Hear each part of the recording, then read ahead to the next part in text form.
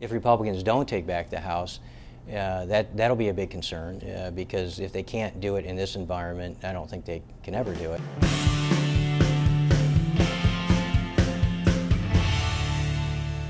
Hi, I'm Nick Gillespie for Reason TV, and today we're talking with Chris Chocola, the president of the Club for Growth. Chris, thanks for joining us. Great to be here. What is the Club for Growth? Well, we are a membership organization, 55,000 members that are really united in one belief, and that's that pro-growth policies lead to prosperity for everybody. Who are the candidates that you guys are backing in this cycle that you're most excited about? I'm really excited about the Senate as a whole.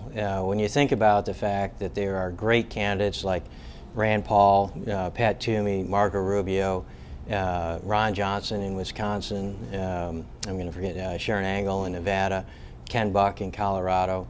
The list goes on and on, where Jim DeMint could end up being the fourth or fifth most conservative member of the Senate, which is a mind-boggling thought, but could happen. Who are you most antagonistic towards this time around? Well, it kind of starts with unprincipled career politicians, people like Arlen Specter and Charlie Crist. Arlen Specter is now kind of gone out of the picture. Yeah, because Toomey beat him in the primary. Yeah, Charlie Crist has changed parties, and Marco Rubio is a great candidate. And then we kind of moved to career politicians with the wrong principles, people like Russ Feingold, Harry Reid, that I think have very challenging races, and because I think they're out of step with what America wants right now, and they've really shown that they are not. I mean, they're true liberals, and they believe in government over the power of the markets and people. What's your gut say about the midterms? What do you think is going to happen in terms of large shifts? Well, I think the Republicans should take over the House. The concern I have is that the expectation has been created and they can't exceed it. They can only fall short of it now. If Republicans don't take back the House, that'll be a big concern because if they can't do it in this environment, I don't think they can ever do it. But it may be an even bigger concern is if they do take back the House, is the leadership really ready for the majority again? Is the leadership able to learn the lessons of 2006, 2008? Well, yeah, I was going to ask, is it a good thing if the GOP regains power this quickly, or do they need more time in the wilderness? When you think of somebody like John Boehner a couple weeks ago on Meet the Press, he couldn't name anything he was willing to cut. Is that an indicator that the Republicans are not serious about governing? I think it's an indication that all the lessons have not been learned. Just yesterday, Eric Cantor came out and said, well, maybe the Republicans will start earmarking again. And so I don't think they've learned or listened to the American people on that issue. Right. So, but the good news is if they take back the majority is that there will be a large group of new faces. This is the next generation of leadership. And these people are running for, I think, all the right reasons. They bring the right values to serve in Congress.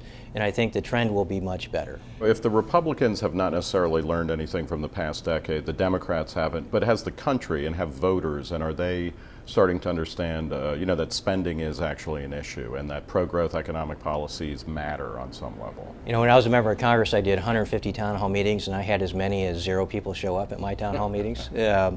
But what we see going on, I became cynical that people weren't interested in good government. But what we see with the Tea Parties, with the town hall meetings now, is people are paying attention. They do understand that the deficit really matter. And so I think that that's a great sign that people are focusing in on good government. They're getting involved in the process. They understand you get what you vote for, and they're trying to find people that reflect their values. And I think a large segment of the country believes in limited government and fiscal responsibility, whether Republican or Democrat, right. And they're looking for those candidates, and that's the message I hope Washington gets. You served 2 terms as a congressman from Indiana. Talk a little bit about, I know you ran once, lost, then you served 2 terms, then lost. What's it like to lose a congressional election?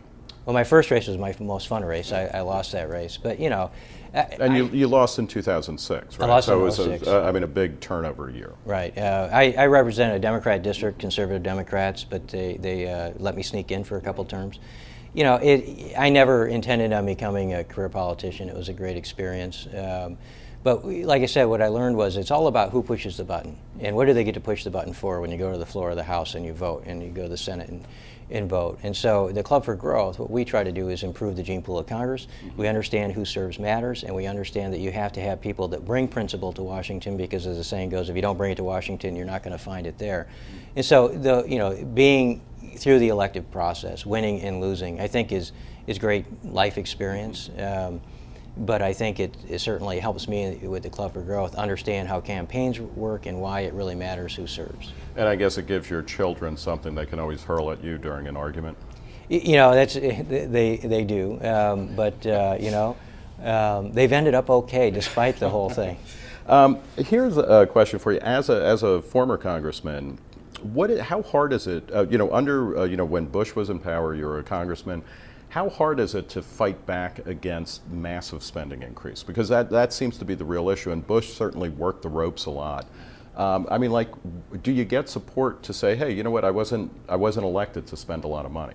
It's very hard. The game is kind of rigged against you, and so what we're trying to do with the Club for Growth is elect a majority of the majority. We want a majority of true fiscal conservatives that can set the direction for the country, and so, you know, it's a team sport, and you have to have people on your team that have the same goals you do.